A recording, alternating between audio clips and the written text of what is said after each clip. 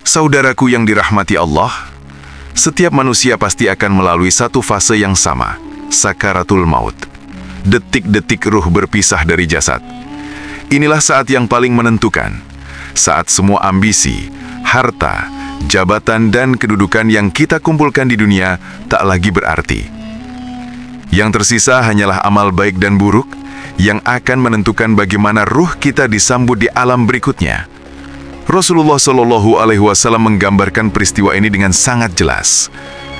Dalam hadis panjang riwayat Ahmad dan Abu Daud, beliau menjelaskan bahwa ketika seorang hamba yang beriman akan meninggal, turunlah malaikat dari langit dengan wajah yang putih bersinar seakan-akan wajah mereka seperti matahari.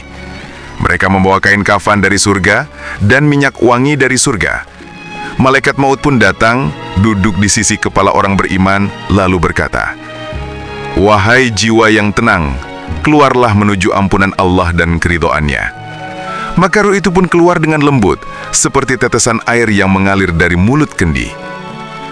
Betapa indah dan menenangkan peristiwa itu bagi seorang hamba yang hidup dengan iman. Namun sebaliknya, ketika orang kafir atau orang yang durhaka akan meninggal, malaikat turun dengan wajah hitam, membawa kain dari neraka. Malaikat maut duduk di sisi kepala orang itu dan berkata, "Wahai jiwa yang buruk, keluarlah menuju kemurkaan Allah." Ruhnya pun tercabut dengan kasar, seperti besi panas yang diseret melalui wol basah. Sakitnya tak terlukiskan, wajah penuh ketakutan, dan tubuh kaku menahan penderitaan. Allah pun menyinggung peristiwa ini dalam Al-Quran. "Falaula idza balagatil hulqum wa antum hina idzin tanzurun wa nahnu aqrabu ilaihi minkum walakin la tubsirun."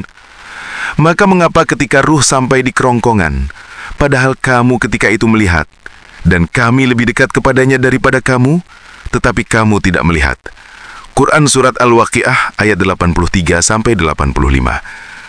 Ayat ini mengingatkan bahwa pada saat sakaratul maut, manusia hanya bisa menyaksikan tubuh yang terbaring, tetapi tak bisa melihat apa yang benar-benar terjadi pada ruh. Padahal saat itulah alam gaib terbuka untuk sang mayit dan ia mulai menyaksikan hal-hal yang tak dilihat oleh manusia yang masih hidup. Saudaraku, ada sebuah doa yang diajarkan Rasulullah ketika kita mendengar orang sedang menghadapi sakaratul maut. Kita dianjurkan untuk menuntun dengan kalimat La ilaha illallah. Sebab barang siapa yang akhir ucapannya adalah kalimat tauhid ini, maka ia dijanjikan surga oleh Allah. Rasulullah SAW bersabda, barang siapa yang akhir ucapannya La ilaha illallah, maka ia akan masuk surga. Hadis riwayat Abu Daud. Inilah pentingnya menjaga iman dan amal sepanjang hidup, agar di saat paling genting, saat ruh hendak meninggalkan jasad, kita dimudahkan untuk mengucapkan kalimat yang menjadi kunci surga. Namun tidak semua orang mudah mengucapkannya. Ada yang lidahnya keluh, ada yang malah menyebut harta, anak, atau sesuatu yang dicintainya di dunia. Ini menjadi peringatan besar bagi kita. Apa yang paling sering kita sebut, pikirkan, dan cintai di dunia, itulah yang akan muncul pada detik-detik terakhir kita.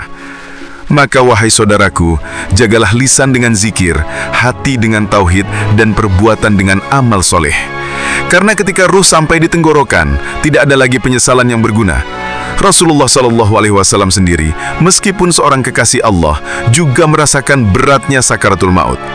Dalam riwayat Bukhari, Aisyah radhiyallahu anha menuturkan bahwa beliau meletakkan tangannya di air, lalu mengusapkannya ke wajah seraya berkata, La ilaha illallah. Sesungguhnya kematian itu penuh dengan sekarat. Bayangkan, seorang nabi yang paling mulia pun merasakan beratnya perpisahan ruh dari jasad, apalagi kita, manusia biasa yang penuh dosa.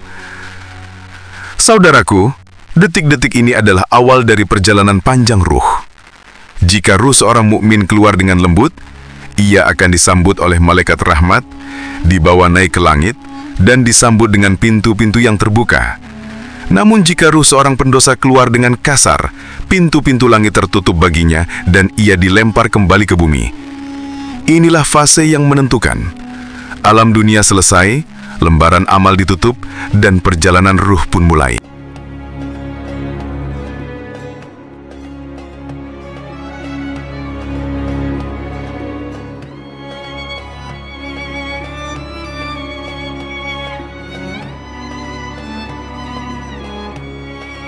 Saudaraku yang dirahmati Allah, setelah ruh meninggalkan jasad, perjalanan belum berakhir. Justru, disitulah awal dari kehidupan baru yang disebut oleh Rasulullah Shallallahu Alaihi Wasallam sebagai alam barzah, alam antara dunia dan akhirat. Disinilah ruh manusia menunggu hingga tibanya hari kiamat. Terpisah dari jasad, namun tetap hidup dalam bentuk yang berbeda. Allah Ta'ala berfirman dalam surat Al-Mu'minun ayat 100. Wa min warro'ihim barzahun ila yaumi yub'atsun. Dan di hadapan mereka ada barzah, dinding pemisah sampai hari mereka dibangkitkan. Ayat ini menegaskan bahwa setelah kematian, manusia memasuki alam perantara yang disebut barzah, tempat menanti hingga hari kebangkitan. Bagi orang-orang yang beriman, alam barzah adalah taman dari taman-taman surga. Rasulullah Shallallahu Alaihi Wasallam bersabda, sesungguhnya kubur itu bisa menjadi salah satu dari taman-taman surga atau salah satu dari jurang-jurang neraka. Hadis riwayat Tirmidzi. Ruh orang beriman akan mendapatkan ketenangan. Setelah jasad dikubur, dua malaikat, Mungkar dan Nakir, datang untuk bertanya 3 perkara penting. Siapa Tuhanmu? Apa agamamu? Siapa nabimu?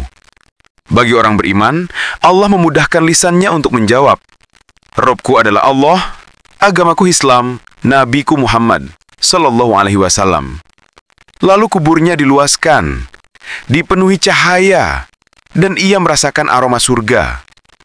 Dalam sebuah hadis riwayat Ahmad, Rasulullah Sallallahu Alaihi Wasallam menggambarkan bahwa ruh orang beriman akan diperlihatkan tempatnya di surga.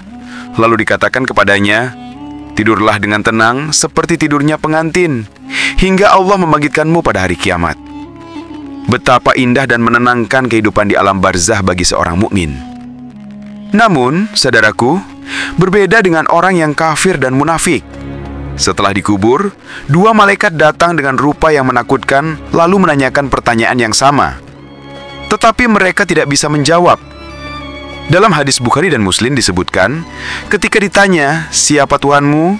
Mereka hanya menjawab, Hah, aku tidak tahu. Maka kubur mereka menyempit, dihimpit hingga tulang rusuk saling bertautan, dan mereka merasakan panas dan siksaan. Ruh mereka merasakan azab dan diperlihatkan tempatnya di neraka. Itulah yang disebut Rasulullah Shallallahu Alaihi Wasallam sebagai azab kubur, azab yang nyata sebelum azab neraka pada hari kiamat. Allah pun menyinggung hal ini dalam Al-Quran, surat Al-Ghafir ayat 46. An-naru yu'roduna alaiha guduan wa asyian wa yauma taqumus sa'atu adkhilu ala fir'auna asyadal azabi. Kepada mereka ditambahkan neraka pada pagi dan petang, dan pada hari terjadinya kiamat dikatakan kepada malaikat, masukkanlah keluarga Fir'aun ke dalam azab yang sangat keras. Ayat ini menunjukkan bahwa ruh orang kafir sudah merasakan panas neraka di alam barzah, meski belum masuk ke dalamnya secara sepenuhnya. Ada pula golongan istimewa, para syuhada. Ruh mereka tidak hanya mendapatkan ketenangan, tetapi mereka langsung diberi kehidupan khusus oleh Allah. Allah berfirman dalam surat Al-Imran ayat 169. Wala tahsabanna ladzina kutilu fi sabilillahi amwatan bal ahyaun inda rabbihim yurzakun. Janganlah kamu mengira bahwa orang-orang yang gugur di jalan Allah itu mati. Sebenarnya mereka itu hidup di sisi Tuhannya dengan mendapat rizki. Dalam hadis riwayat Muslim, Rasulullah Shallallahu Alaihi Wasallam bersabda bahwa ruh para syuhada berada di dalam perut burung hijau yang berterbangan di surga, makan dari buah-buahannya, dan singgah di bawah naungan arsy. Itulah kemuliaan bagi mereka yang berkorban dengan darahnya di jalan Allah. Saudaraku, alam barzah itu adalah cermin kehidupan kita di dunia. Siapa yang mengisi hidupnya dengan iman, amal soleh, dan zikir kepada Allah, maka barzah itu menjadi tempat yang nyaman, penuh ketenangan hingga tibanya hari kiamat. Sebaliknya, siapa yang mengisi hidup dengan kelalaian, kedurhakaan, dan penentangan terhadap Allah, maka barzah itu menjadi tempat penuh azab yang tak terbayangkan. Perjalanan ruh di barzah adalah pengingat bahwa kematian itu bukanlah akhir, melainkan pintu menuju kehidupan baru yang lebih panjang. Rasulullah Shallallahu Alaihi Wasallam pernah bersabda bahwasanya dunia ini adalah penjara bagi orang mukmin dan surga bagi orang kafir. Hadis Muslim. Maka kehidupan setelah mati akan menentukan apakah kita akan bebas menikmati nikmat Allah atau justru terkekang dalam azab yang pedih.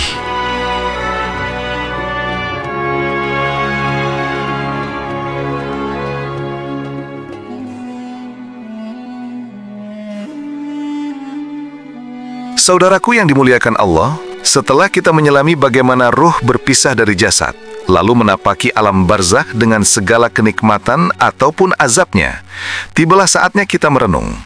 Apa sebenarnya hikmah di balik perjalanan ruh ini? Mengapa Allah menyingkapkan sebagian rahasia gaib agar manusia tahu, meski tidak semuanya mampu kita pahami dengan akal terbatas? 1. Kematian adalah kepastian, bukan pilihan. Pertama, perjalanan ruh mengingatkan kita bahwa kematian adalah kepastian. Allah menegaskan dalam Al-Quran, Kullu nafsin dha'iqatul mauti wa nabluukum bisyarri wal khairi fitnatan wa ilaina turja'un. Tiap-tiap yang bernyawa pasti akan merasakan mati. Kami akan menguji kamu dengan keburukan dan kebaikan sebagai cobaan, dan hanya kepada kami kamu akan dikembalikan. Surat Al-Anbiya ayat 35.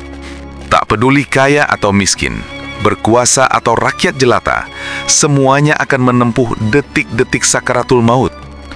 Dengan merenungi perjalanan ruh, kita diingatkan agar tidak lalai dalam kehidupan dunia, karena dunia hanyalah persinggahan sementara. 2. Hidup di dunia adalah ladang akhirat. Perjalanan ruh mengajarkan bahwa dunia hanyalah ladang untuk menanam amal. Apa yang kita tabur di sini, itulah yang akan kita tuai di alam barzakh dan akhirat kelak. Rasulullah SAW bersabda, dunia adalah ladang akhirat. Hadis riwayat Tabrani. Kalau kita menanam dengan amal kebaikan, hasilnya adalah kebahagiaan. Tetapi jika kita menanam kelalaian dan dosa, maka penyesalanlah yang menanti. 3. Keutamaan iman dan tauhid. Hikmah lainnya adalah pentingnya iman dan tauhid. Di alam barzakh, pertanyaan utama yang diajukan malaikat adalah, siapa Tuhanmu? Apa agamamu? Siapa nabimu? Pertanyaan ini sederhana, namun hanya orang yang hidup dengan iman yang akan dimudahkan untuk menjawabnya. Jika di dunia, kita mengakui Allah dengan lisan, mengingatnya dengan hati, dan mengamalkan syariatnya, maka di alam barzakh kita akan diberi keteguhan. Allah berfirman, Yuthabbitullahu alladhina amanu bilqawli tsabiti fil hayatid dunya wa fil akhirah. Allah meneguhkan orang-orang yang beriman dengan ucapan yang teguh dalam kehidupan dunia dan di akhirat. Surat Ibrahim ayat 27. Ayat ini ditafsirkan oleh para ulama sebagai keteguhan dalam menjawab pertanyaan kubur. 4. Pentingnya amal soleh. Refleksi selanjutnya adalah tentang amal soleh. Dalam hadis riwayat Ahmad, Rasulullah SAW bersabda bahwa amal soleh seseorang akan menemaninya di alam kubur. Ketika jasad sudah ditinggalkan, harta dan keluarga ditinggalkan, hanya amal yang setia menemani. Amal itu akan menjadi cahaya, penolong dan penenang di dalam kubur. Maka jangan remehkan amal kecil. Senyum, sedekah, doa, zikir, sholat malam, semuanya akan menjadi teman setia dalam kesendirian kita di alam barzakh. 5. Azab kubur bukan dongeng. Saudaraku, ada sebagian orang yang meragukan adanya azab kubur. Namun Rasulullah sendiri berlindung darinya setiap kali sholat. Dalam hadis riwayat Muslim, beliau selalu berdoa, Ya Allah, aku berlindung kepadamu dari azab kubur, dari fitnah kehidupan dan kematian, serta dari keburukan fitnah Al-Masih Dajjal. Jika seorang nabi yang maksum saja berlindung dari azab kubur, bagaimana dengan kita? Ini adalah peringatan agar kita memperbanyak doa dan amal sebagai benteng dari siksaan tersebut. 6. Menghidupkan rasa takut dan harap. Perjalanan ruh juga menumbuhkan keseimbangan antara khauf, takut, dan harap, roja. Kita takut akan azab kubur, siksa neraka dan murka Allah. Namun kita juga berharap pada rahmat-Nya, nikmat surga dan ampunan yang luas. Tanpa rasa takut, kita akan lalai. Tanpa rasa harap, kita akan putus asa. 7. Mengingat kematian sebagai nasihat terbesar. Rasulullah Shallallahu Alaihi Wasallam pernah bersabda, "Perbanyaklah mengingat pemutus segala kenikmatan, yaitu kematian." Hadis riwayat Tirmizi. Mengapa? Karena dengan mengingat kematian dan perjalanan ruh, manusia akan lebih bijak dalam menggunakan waktunya. Ia akan sadar bahwa hidup terlalu singkat untuk dihabiskan dalam permusuhan, kebencian, atau dosa. Saudaraku, perjalanan ruh adalah cermin. Ia memperlihatkan siapa kita sebenarnya. Jika di dunia kita lalai, maka ruh akan menjerit di barzakh. Jika di dunia kita berpegang pada iman, maka ruh akan tenang hingga dibangkitkan. Maka mari kita perbanyak amal, menjaga tauhid, memperbaiki sholat, menebar kebaikan, dan senantiasa memohon ampunan Allah. Semoga kita semua dimudahkan untuk menjawab pertanyaan kubur, diluaskan liang lahat kita, dan ditempatkan di taman-taman surga hingga tibanya hari kiamat. Saudaraku, jika video ini bermanfaat, jangan lupa untuk subscribe channel Ibnu Khalid, tekan tombol like, tinggalkan komentar berisi doa atau refleksi Anda, dan bagikan video ini agar lebih banyak saudara kita yang mengingat perjalanan ruh menuju akhirat.